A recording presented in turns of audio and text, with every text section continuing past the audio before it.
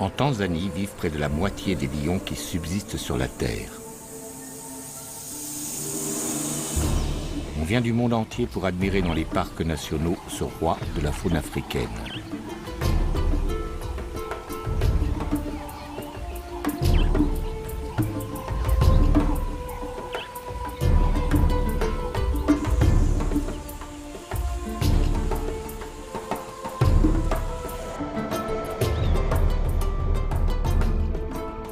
Les 20 000 lions de Tanzanie ne vivent pas uniquement dans ces réserves où ils sont adulés et protégés. Dans le reste du pays, loin des safaris et des touristes, les lions sont détestés. Pour toute une population rurale qui défend son bétail ou sa vie, ils demeurent de dangereux prédateurs qu'il faut éliminer.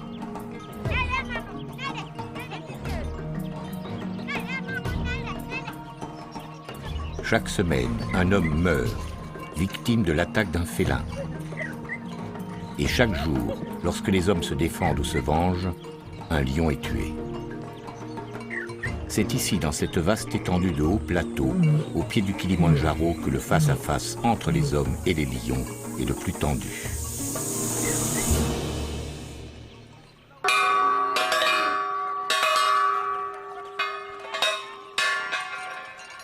Nous sommes à Mboret, un village de la steppe Maasai, situé le long du parc national de Tarangire, une zone infestée de lions.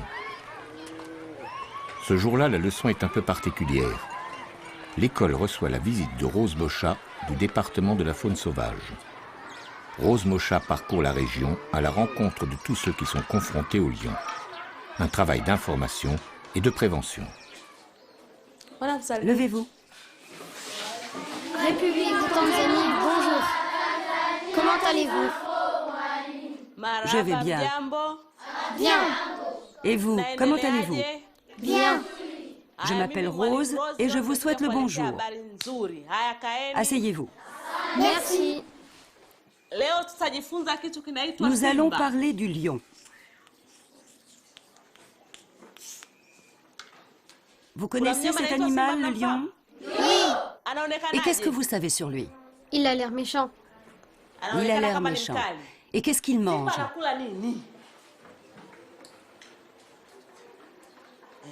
Toi, là derrière.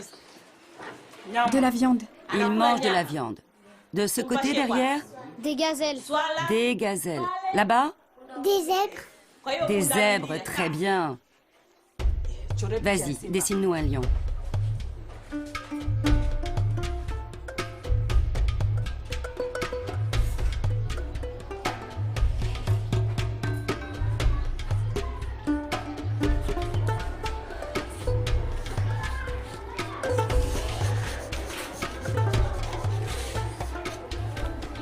Alors, qu'est-ce que c'est? Un lion. Est-ce qu'il y a déjà eu des problèmes avec des lions par ici? Oui. Est-ce que vous avez déjà vu passer un lion? Oui. Vous l'avez vu, hein? Oui. Et est-ce qu'il a fait des dégâts, par exemple dévorer du bétail? Oui. Qu'est-ce qu'il a mangé, par exemple? Un par un, s'il vous plaît. Des vaches. Des vaches, et quoi d'autre? Des chèvres. Concernant les lions, les petits écoliers d'Mboret en savent autant que les maîtres.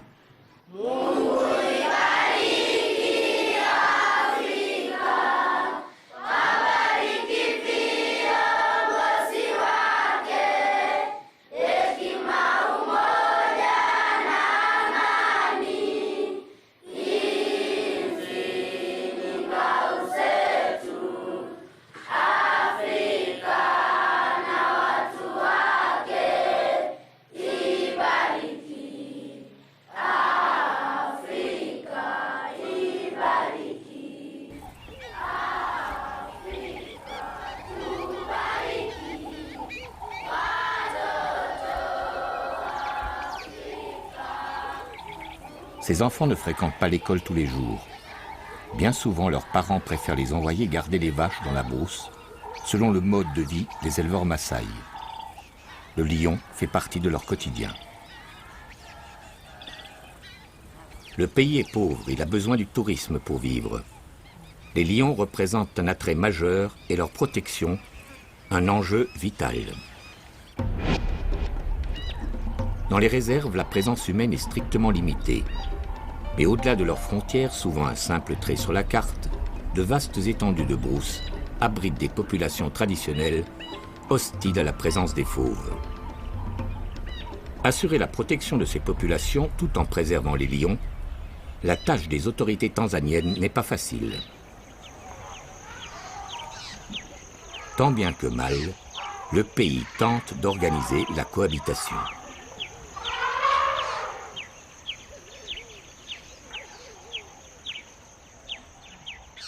Dans ce conflit entre les hommes et les lions, Bernard Kisui est dédié à la surveillance des félins. Son travail consiste à localiser les différents groupes de lions et à suivre leurs déplacements. Ce matin, Bernard part à la recherche d'une famille de lions qu'il n'a pas vue depuis plusieurs jours. Il est bien possible que les lions soient sortis des limites du parc. Je vais mettre en marche ce récepteur, là. Et on va voir si ça fonctionne.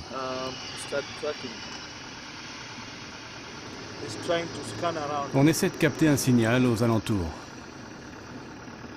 Même en utilisant les colliers émetteurs dont sont dotés certains lions du groupe, Bernard n'est jamais assuré de pouvoir les retrouver.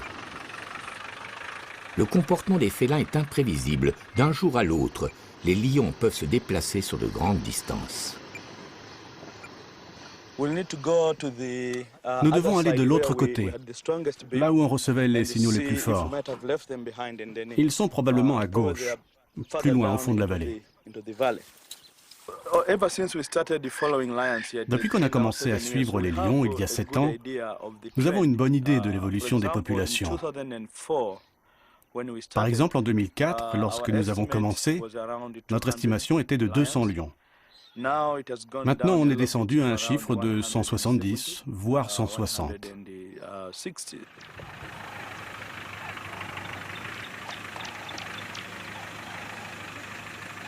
Bernard a fait ses études de biologiste aux États-Unis, mais il sait aussi décrypter les traces de la brousse, comme celles inscrites ici, dans le sable d'une rivière asséchée. Ces empreintes vont lui permettre de remonter la piste des félins.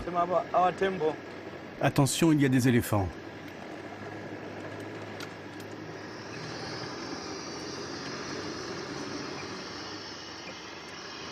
Après plusieurs heures de recherche, le groupe de lions est localisé. Assis, là-bas.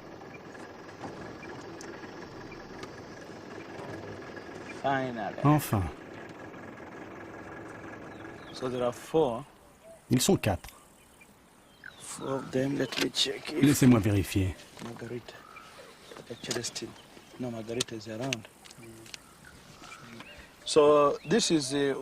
C'est un des groupes que nous étudions. Nous l'avons baptisé Altipiano. Là, ils sont à l'intérieur du parc, mais il y a quelques jours, on les a trouvés en dehors. Ça, ce sont les fiches d'identification de ce groupe. Vous voyez, ce clan était composé de beaucoup d'individus. Mais aujourd'hui, il n'en reste que 5.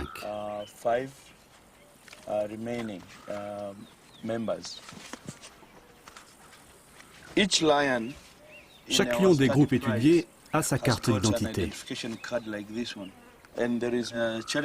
Il y a Célestine, la femelle qui porte un collier émetteur. Il y a Alan, Alvin et Sally aussi. Sur la fiche est indiqué le nom du groupe auquel il appartient, le nom que nous lui avons donné. Il y a également sa date de naissance et aussi le nom de sa mère. Ce sont des informations très importantes parce que ça nous permet de suivre chacun d'entre eux. Maintenant, pour les reconnaître, vous voyez ces marques? Elles sont uniques et propres à chaque individu. Et elles ne changent jamais tout au long de leur vie. Au dos de la carte, vous voyez ces entailles sur les oreilles. Elles sont aussi uniques. On les reporte sur ces représentations et ça nous aide à les reconnaître. Mais nous avons aussi la localisation GPS. Alors je vais enregistrer les coordonnées du lieu.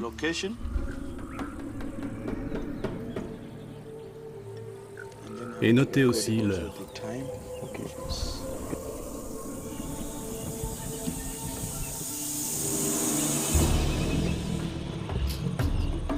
Bernard est rassuré. Tant qu'il reste à l'intérieur des parcs, la surveillance des félins est relativement facile.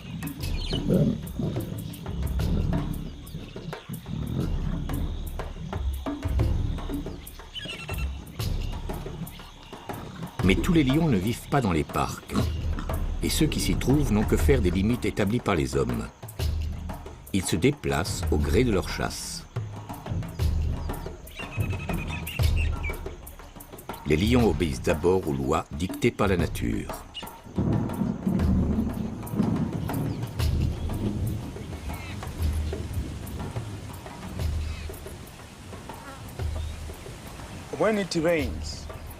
Lors de la saison des pluies, c'est-à-dire autour de novembre, décembre et jusqu'en mai,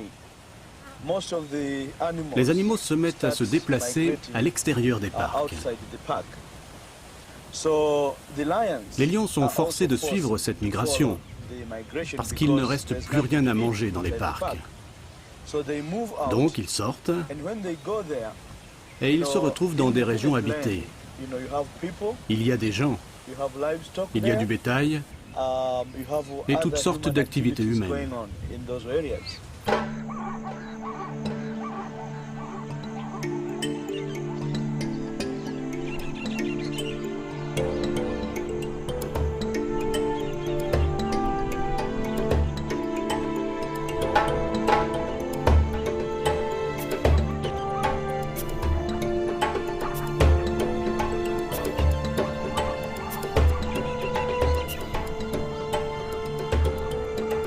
Dans les grandes plaines du parc du Tarangire, à la fin de la saison sèche, en novembre ou en décembre, les points d'eau se sont fait rares. Pour le gibier habituel des lions, les buffles, les gnous, les zèbres, aller boire est devenu plus dangereux.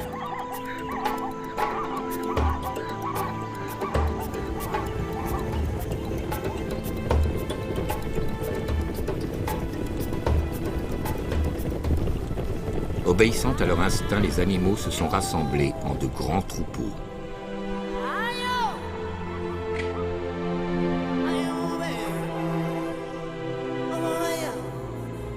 Aux premières pluies, un rituel immuable bouleverse totalement la vie de la savane. Le début de la grande migration. Un spectacle unique au monde qui voit des centaines de milliers d'herbivores se mettre en marche à la recherche de nouvelles prairies. Bientôt, les troupeaux franchissent les limites du parc et quittent ces espaces protégés. Dans la steppe Maasai, le moment du face-à-face est arrivé.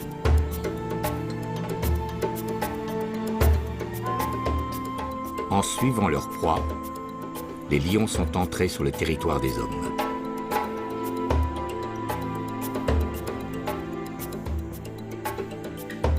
Ils vont y rencontrer des éleveurs, des enfants comme les écoliers d'Emboret, des paysans, tous ceux qui occupent la savane et qui, comme eux, jouent leur survie au quotidien.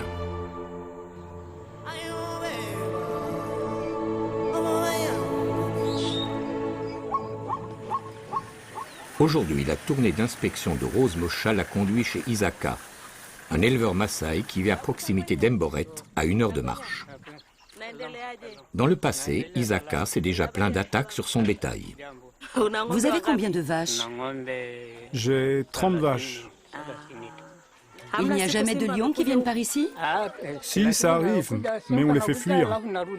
Ah, vous arrivez à les chasser. Comment faites-vous pour les faire partir? Quand on les entend rugir, soit on pousse des cris, soit on apporte des lampes et on fait de la lumière. Ah, ils s'enfuient.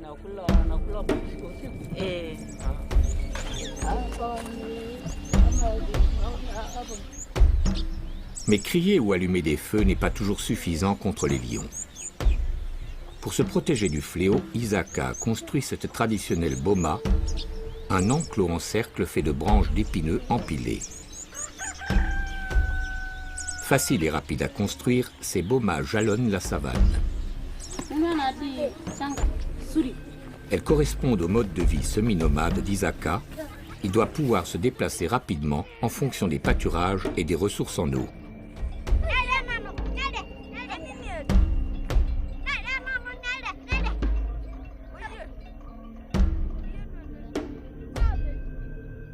Avec cette boma, en théorie, la famille d'Isaka paraît protégée.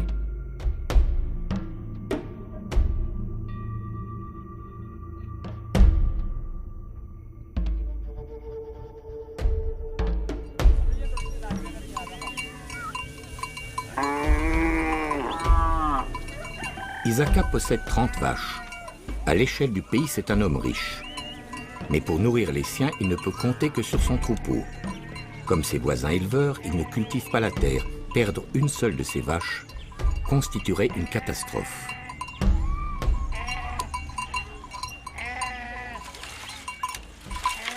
À l'approche du soir, les membres de la famille d'Isaka se hâtent d'enfermer leurs bêtes.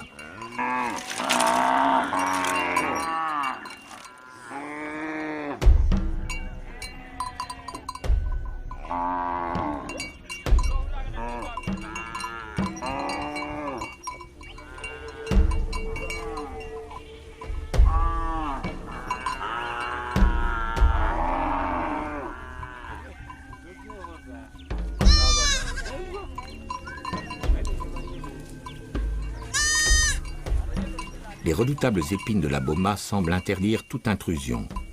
Un homme ne peut franchir l'obstacle sans se blesser cruellement. Mais une boma n'est jamais très haute. Pour un lion affamé, c'est un piètre obstacle. Isaka sait que d'un seul bond, un félin peut franchir plusieurs mètres et dans sa fuite emporter l'une de ses vaches. Tous savent qu'à la faveur de la nuit, les prédateurs, hyènes, panthères et lions, peuvent s'approcher.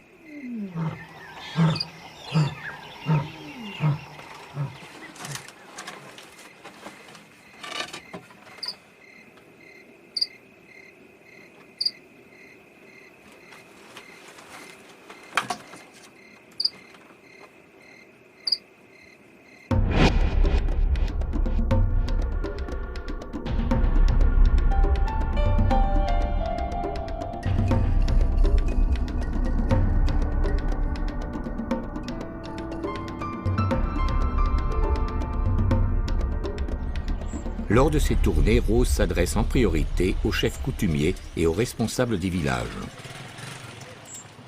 Ce jour-là, elle rencontre Suseika, le maire de Lobosiret. Comme vous le savez, nous habitons à la frontière du Tarangire, où se trouvent des animaux qui, eux, n'ont pas de frontières. Bien sûr. Les lions sortent du parc et viennent dans le village. Le jour, ils n'osent pas, mais la nuit, ils peuvent entrer dans les habitations. Il ne faut pas oublier que notre village est sur leur chemin, celui qui mène au parc de Manyara. Parfois, ces lions attaquent les gens et tuent le bétail. Cela nous pose un énorme problème. Donc, ce que vous dites, c'est que votre village se situe dans une sorte de corridor, de couloir entre Tarangire et Manyara. Un chemin que les lions empruntent pour aller d'un parc à l'autre. En faisant remarquer à Suseika que son village se trouve placé sur le chemin des lions, Rose aborde un sujet délicat. Les autorités veulent instaurer des corridors de protection, interdits à toute présence humaine.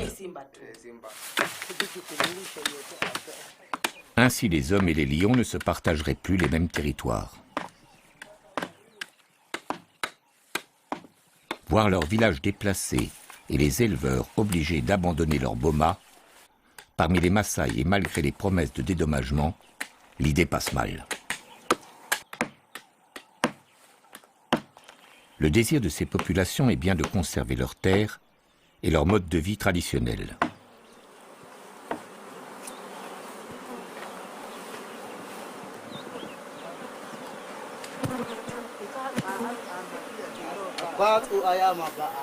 Les Maasai ont grandi au milieu d'une nature abrupte, dont ils ont appris à mesurer les dangers et dont ils utilisent au mieux toutes les ressources. Ainsi, ces villageois ont repéré un essaim d'abeilles à l'intérieur de ce baobab.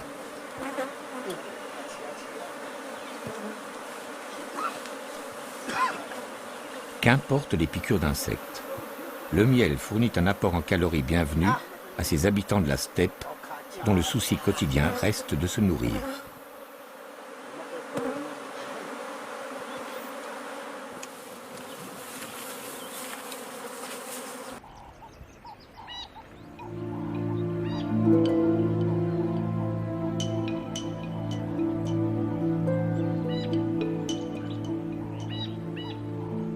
À Tarangire, tous les lions n'ont pas accompagné la grande migration.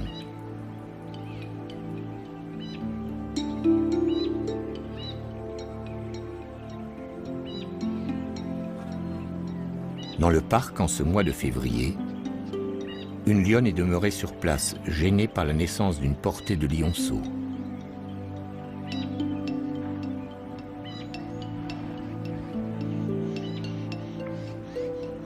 Ils ont grandi, mais ne sont pas encore devenus autonomes. Pour se nourrir, un lion adulte a besoin de près de 10 kg de viande par jour. Un groupe de lions doit ainsi tuer un grand animal comme un zèbre ou un gnou tous les 3 ou 4 jours.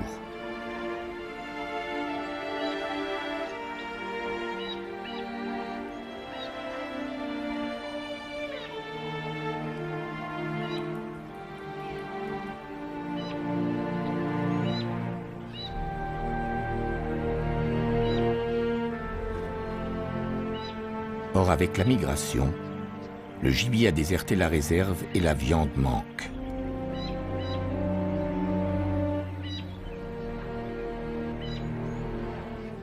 Sous-alimentés, à l'aspect famélique, les petits lions sont maintenant en danger.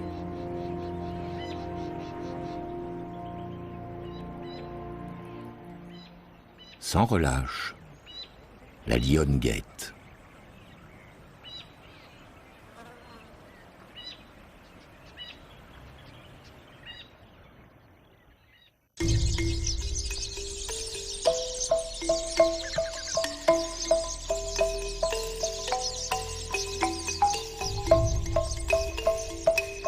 Dans sa boma non loin d'Edboret, Isaka n'aura connu que quelques jours de répit. Peu de temps après notre visite, l'éleveur a été réveillé en pleine nuit par les aboiements de ses chiens et les meuglements de son bétail. La boma de son voisin était attaquée. 2 lions ont pénétré dans l'enclos, y ont tué 2 vaches et ont commencé à les dévorer sur place. Dans la confusion, tout le bétail paniqué s'est enfui dans la brousse.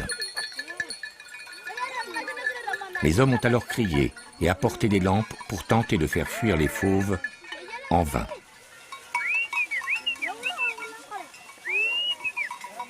Il a fallu attendre plusieurs heures et l'arrivée d'un garde-chasse tirant des coups de feu en l'air pour que les lions abandonnent leur proie et que les bomas retrouvent leur calme.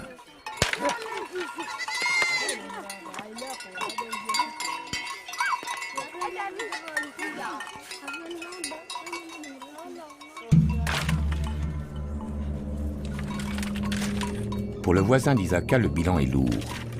2 vaches tuées, c'est 800 000 shillings de pertes, près de 500 €.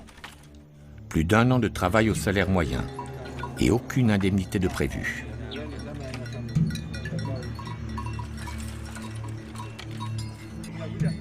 Dans la boma, l'inquiétude s'est installée.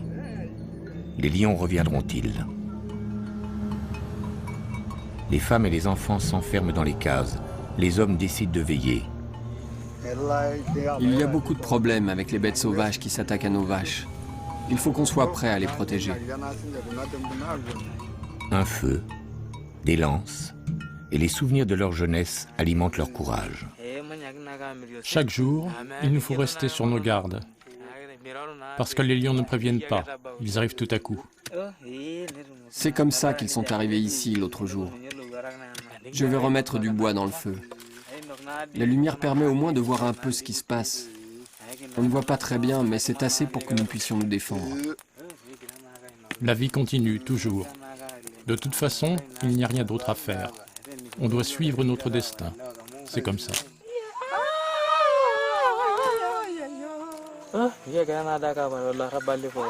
Quand on y pense, autrefois, on les tuait, les lions. Je me souviens d'un jour, on en a coincé un.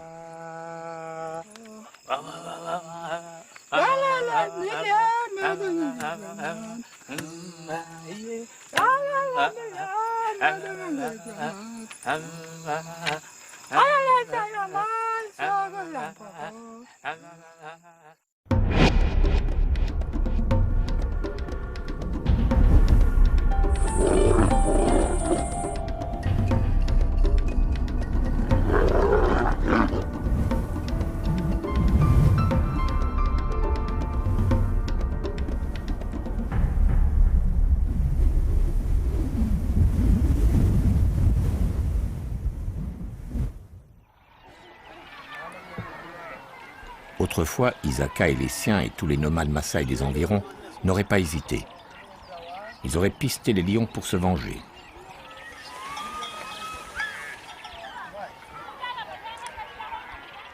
Ce matin, les hommes de la Boma se sont rassemblés.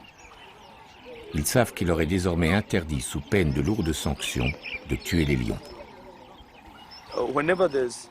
À chaque attaque de lions sur le bétail, les Maasai organisaient une chasse et ils partaient dans la brousse jusqu'à ce qu'ils trouvent un lion, n'importe lequel, et ils le tuaient à coups de lance. Mais les éleveurs disposent aujourd'hui d'une arme bien plus efficace que les lances.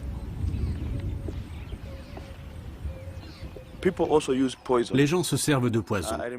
Je m'en souviens une fois, dans la partie sud du Tarangire, il y a eu cette histoire. Des lions qui se trouvaient en dehors du parc ont tué une girafe. Sa carcasse a été bourrée de poison. Et plus tard, nous avons trouvé 5 cadavres de lions dans la zone où ce poison avait été utilisé.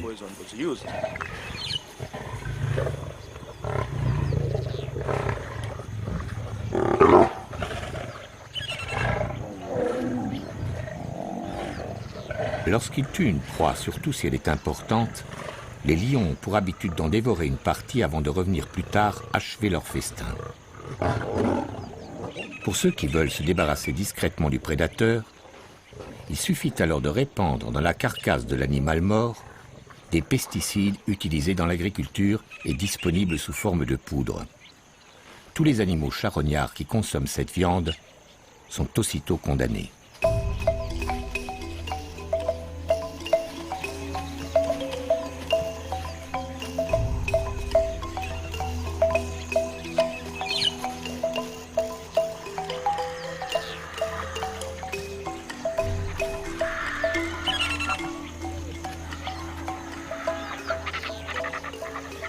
Alertés par la mort de lions, mais aussi par des hécatombes massives de vautours, de chacals et de hyènes, les autorités ont mené leur enquête.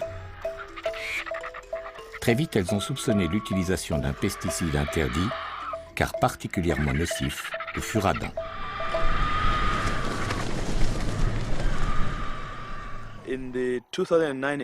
Lors de cette affaire de girafe, nous avons pu faire des prélèvements.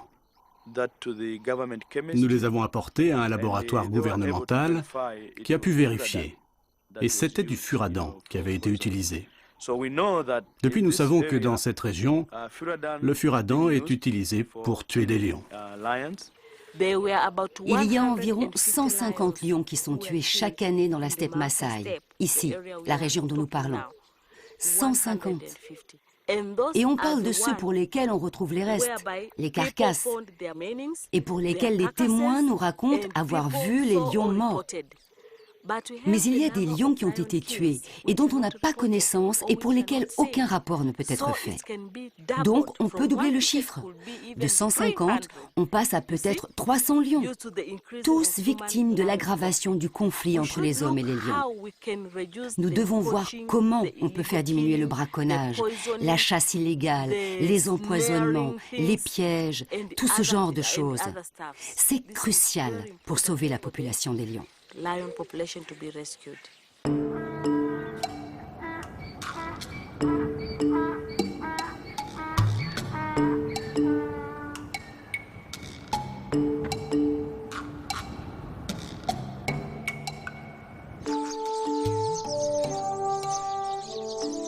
En une ou deux générations, le monde clos dans lequel vivaient ces nomades Maasai a profondément changé. Hier encore, ils subsistaient en autarcie, ne comptant que sur eux-mêmes, indifférents aux étrangers.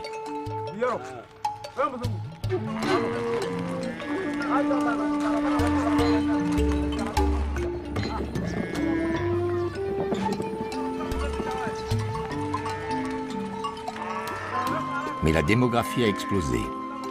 En 40 ans, la population de la Tanzanie a triplé. Il a fallu nourrir tout ce monde et alimenter des villes qui ne cessaient de s'étendre. Les Maasai ont compris qu'une richesse nouvelle les attendait avec leur bétail et le développement de son commerce.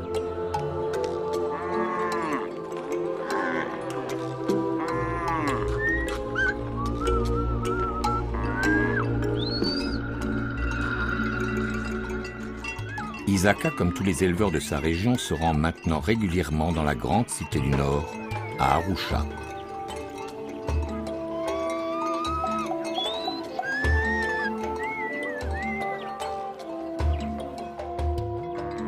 Isaka y vend chacune de ses vaches 400 000 shillings, soit près de 250 €. Il met 2 jours pour gagner à pied les abattoirs. Il lui est même arrivé de franchir la frontière pour se rendre à Nairobi, la capitale du Kenya, à 15 jours de marche.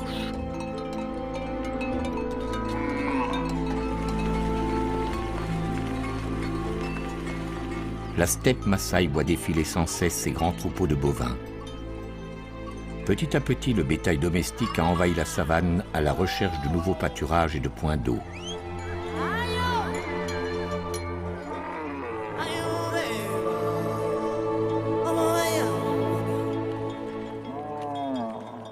Pour nourrir les villes, il a fallu repousser toujours plus loin la faune sauvage, réduisant ainsi inéluctablement son espace vital.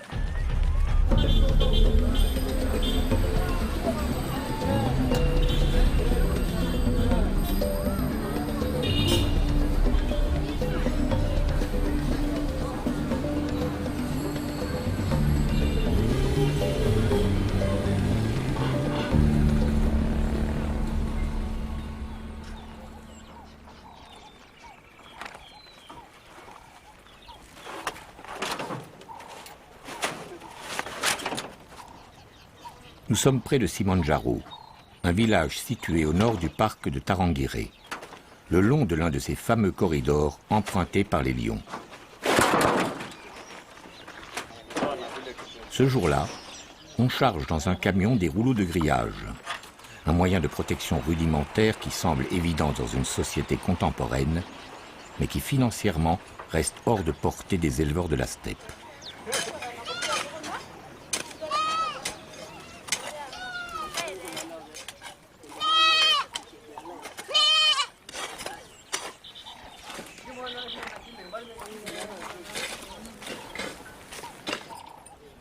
Dans cette boma, les travaux d'installation sont en bonne voie, malgré l'air dubitatif de certains des Maasai présents.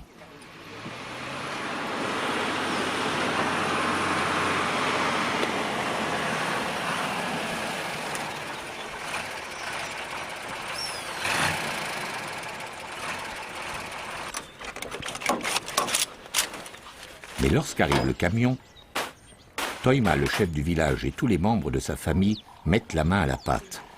Ils ont parlé avec des voisins déjà équipés et le téléphone de la savane a parfaitement fonctionné. Une boma solide est alors érigée. Le fil de fer remplace les épines.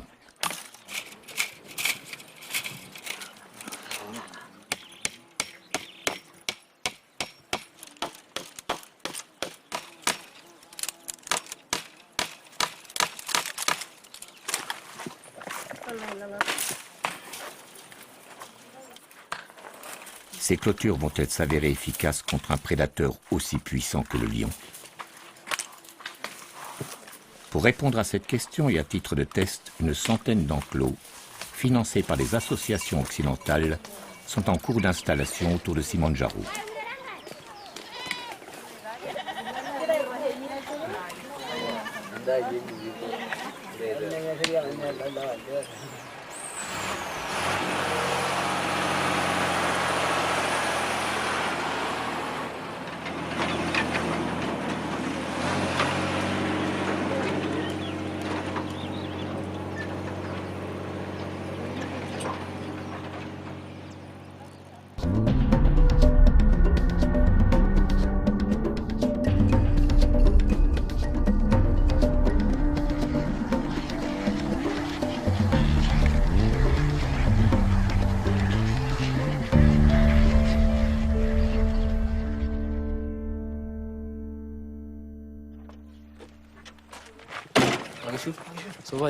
Bonjour, comment ça va?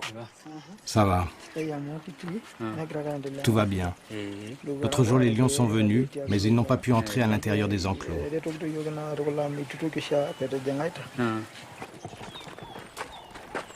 Dans les bomas déjà équipés, les autorités viennent aux nouvelles et inspectent les clôtures. Les premiers résultats semblent encourageants. Déconcertés par les fils de fer, les lions se sont éloignés. 1 millier de bomas seront bientôt grillagés. Maintenant, grâce à cette clôture, ils sont tranquilles. Les animaux sauvages n'attaquent plus le bétail. Oui, depuis tout va bien. C'est beaucoup mieux parce que nous pouvons dormir tranquilles. Et les animaux aussi.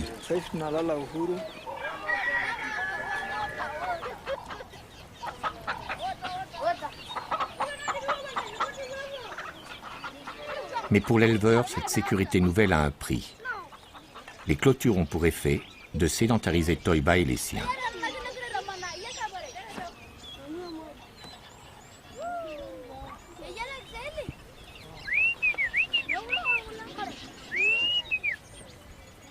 Le fil de fer va les éloigner encore un peu plus de leur passé de nomades.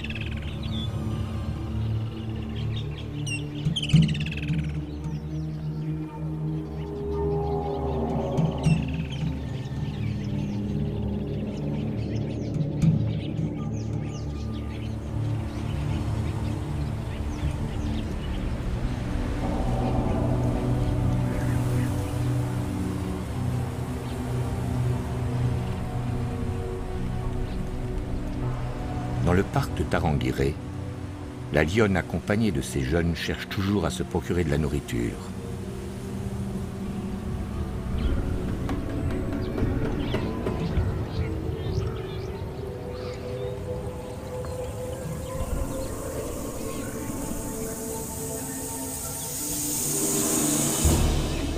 Maigre et manquant d'énergie, ses attaques sur le peu de gibier qui reste à l'intérieur du parc deviennent imprécises. Peut-être qu'un jour, à la faveur d'une rencontre, notre lionne n'aura d'autre ressource que de s'en prendre à un gibier plus facile à tuer. Nous sommes au sud de la Tanzanie, le long de la grande rivière Rufiji, qui borde la réserve du Selous, la plus vaste d'Afrique. Des populations de paysans sont établies d'un côté de la rivière, mais les champs qu'ils cultivent, ainsi que les zones sauvages, se trouvent sur l'autre rive. Chaque matin, ils traversent la rivière pour aller travailler leurs terres, et chaque soir, les pirogues les ramènent dans leur village. Longtemps, ils se sont crus à l'abri, protégés par la largeur du cours d'eau. Pourtant, l'histoire vécue par ces paisibles villageois hante encore leur mémoire. Durant 2 ans, un mangeur d'hommes a semé la terreur dans la région, dévorant 40 personnes et en blessant des dizaines d'autres. Surnommé Oussama par la population locale, ce lion a traversé le fleuve. Il n'a pas hésité à rentrer à l'intérieur des habitations pour y saisir ses victimes. C'est l'histoire qui est arrivée à Salma. Elle ne doit sa vie qu'à son courage. Elle a affronté le fauve et a réussi à le mettre en fuite. Ce jour-là, j'avais quitté les champs pour rentrer au village. J'ai dit au revoir à mon mari. J'avais trop peur du lion. Donc, je suis rentrée. Arrivée là-bas, À un moment, j'ai dit à ma mère, « Il y a des moustiques, je les entends bourdonner. » Elle m'a répondu, « Prends du bois et allume du feu. La fumée les fera partir. » Et je lui ai dit, « J'entends du bruit. Qu'est-ce que c'est que ce bruit? » Maman, c'est un lion. Il vient nous attaquer. Il s'est acharné sur la porte et a réussi à la casser. Je me suis jetée sur le côté, mais il s'est retourné vers moi. J'ai attrapé un bâton et je lui ai tapé sur la tête. Plusieurs fois. Et nous avons hurlé, « Un lion, un lion, un lion !» Alors, le lion s'est sauvé, tout le monde est arrivé. En partant, il m'a lacéré l'épaule. Il y avait beaucoup de sang. Le lendemain, on m'a emmené à l'hôpital. Salma a eu beaucoup de chance. L'épaule déchirée, elle a pu être soignée rapidement. Les blessures occasionnées par les lions sont souvent mortelles. Leurs griffes transportent de nombreuses bactéries qui provoquent des septicémies foudroyantes.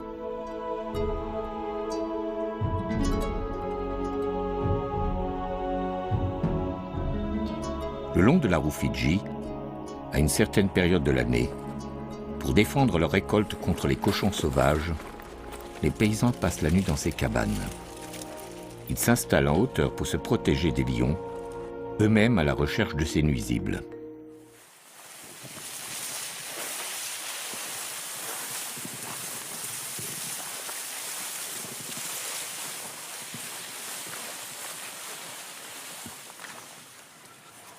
Oussama le lion ne s'intéressait pas aux sangliers. Il avait pris goût à la chair humaine.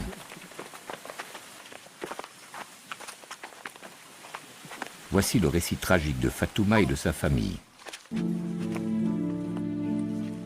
À l'âge de 20 ans, la jeune femme menait la vie sans histoire d'une paysanne de la Rufiji. Puis par 2 fois, son chemin a croisé celui du mangeur d'hommes. Si le destin a épargné la jeune femme, Fatouma reste marquée par les nuits d'horreur qu'elle a vécues. Aujourd'hui, elle traverse toujours la rivière pour continuer à cultiver les champs, situés du côté des espaces sauvages. Fatouma a refait sa vie et a fondé une nouvelle famille. Mais elle serre bien fort dans ses bras son dernier-né. Ce jour-là, quand mon mari a voulu rentrer vers la maison, il a croisé le lion. Il a crié et des gens ont entendu ses cris. Mais à ce moment-là, ils ont pensé que c'était des cris d'ivrogne. 3 jours plus tard, il n'était toujours pas rentré chez nous. Des gens se sont mis à le chercher dans toute la vallée. On n'a retrouvé que des restes. Voilà ce qui est arrivé à mon mari.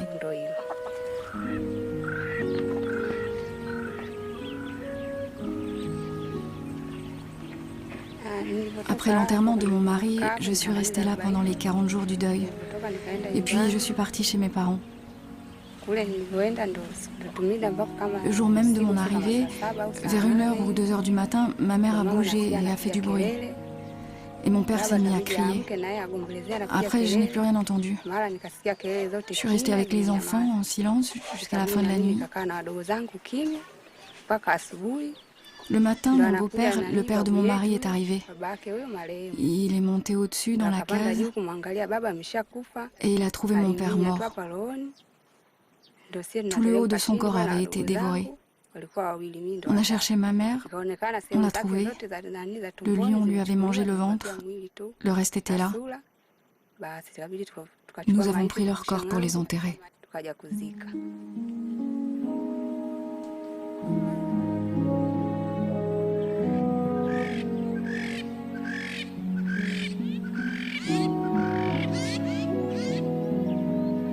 Le lion a finalement été abattu, une bénédiction pour toute cette région. Je m'en souviens très bien. Quand le lion s'est jeté sur nous pour nous attaquer, nous avons pu lui tirer dessus juste avant qu'il nous atteigne. Nous étions 6 ou 7. Et là, le lion est tombé. Et tout le monde a continué à tirer sur lui. Voilà l'histoire de ce lion qui a semé la terreur dans cette région pendant 3 ou 4 ans.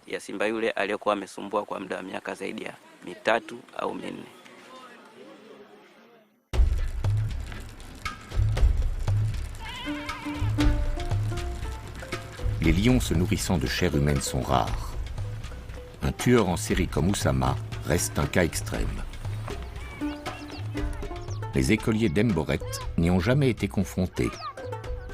Une mauvaise rencontre est toujours possible, mais ces enfants élevés à la rue d'école de la Brousse restent les héritiers des traditions massaï. Ils ne s'imaginent pas en victimes.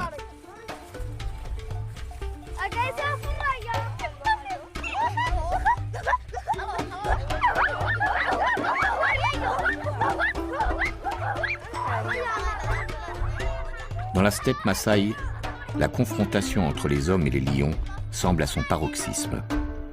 Les autorités en ont conscience. Il faut agir.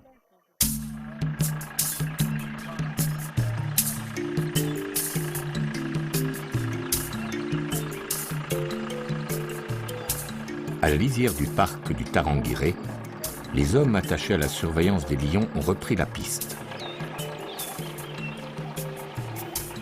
Relever leurs traces, suivre leurs déplacements, mieux comprendre leur comportement, permettra peut-être de se parer de futures attaques.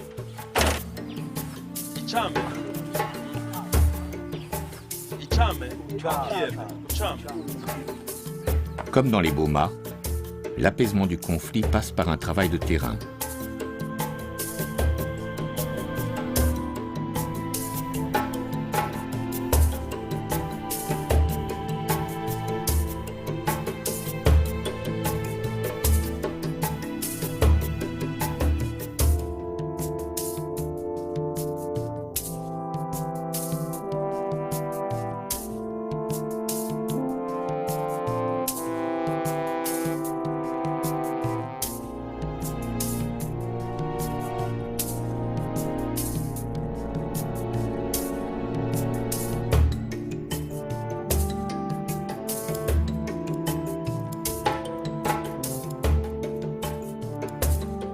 Rose, Isaka, Bernard, Fatouma. Les enfants d'Emboret, tous ont une histoire particulière avec les lions. Ils vivent dans un pays où la faune sauvage représente un capital inestimable, unique au monde. Les hommes et les lions pourront-ils continuer à se partager les mêmes territoires? Certains en doutent. Dans ce conflit, il s'agit avant tout de gagner du temps. Mais on sait à présent que pour protéger les lions, il faut aussi se soucier des hommes.